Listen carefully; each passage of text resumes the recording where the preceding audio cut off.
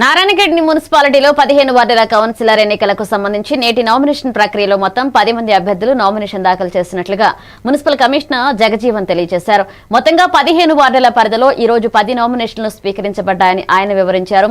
Nomination ప్రక్రియ నిర్దేశిత schedule ప్రకారం కొనసాగుతుందని, అభ్యర్థుల ఎన్నికల నిబంధనలను తప్పనిసరిగా పాటించాలని కమిషనర్ జగజీవన్ సూచించారు.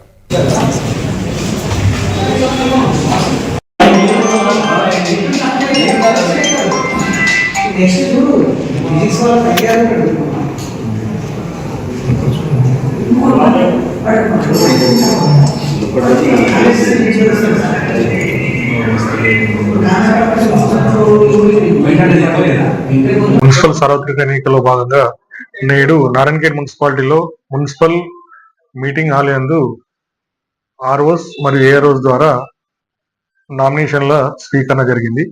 ఈ రోజు మన మున్సిపల్ పరిధిలో మొత్తం నారాయణగఢ్ మున్సిపాలిటీలో 10 నామినేషన్లు వేయడం జరిగింది.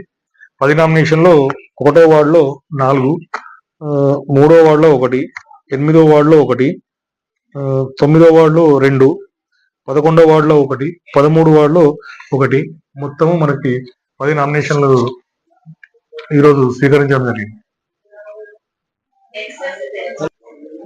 మొత్తం మనకి నామినేషన్ల స్వీకరణలకు ఆర్ఓస్ మొత్తం 6 ఆర్ఓస్ మరియు 6 ఏఆర్ఓస్ సిబ్బంది పాల్గొన్నారు.